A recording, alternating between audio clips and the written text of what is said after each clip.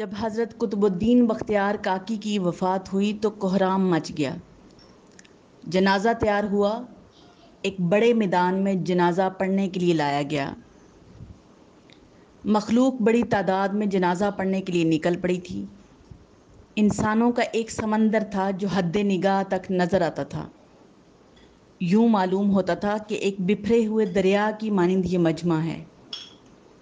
جب جنازہ پڑھانے کا وقت آیا، ایک آدمی آگے بڑھا، کہتا ہے کہ میں وصی ہوں، مجھے حضرت نے وصیت کی تھی، میں اس مجمع تک وہ وصیت پہنچانا چاہتا ہوں۔ مجمع خاموش ہو گیا۔ وصیت کیا تھی؟ خواجہ قطب الدین بختیار کاکی نے یہ وصیت کی کہ میرا جنازہ وہ شخص پڑھائے جس کے اندر 4 خوبیاں ہوں۔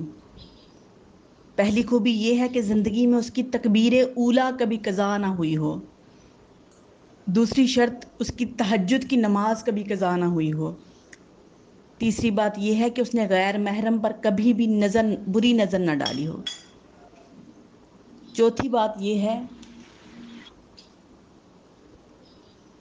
کہ اتنا عبادت گزار ہو حتیٰ کہ اس نے عصر کی سنتیں بھی کبھی نہ چھوڑی ہوں۔ جس شخص میں 4 خوبیاں ہوں وہ میرا جنازہ پڑھائے۔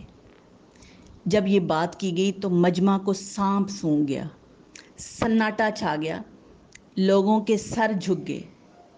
کون ہے جو قدم آگے بڑھائے؟ کافی دیر ہو گئی، حتیٰ کہ ایک شخص روتا ہوا آگے بڑھا، حضرت قطب الدین بختیار کاکی کے جنازے کے قریب آیا، جنازے سے چادر ہٹائی اور کہا، قطب الدین آپ خود تو فوت ہو گئے، مجھے رسوا کر دیا، میرا راز کھول دیا۔ اس کے بعد بھرے مجمع کے سامنے اللہ کو حاضر ناظر جان کر قسم اٹھائی، میرے اندر یہ 4 خوبیاں موجود ہیں۔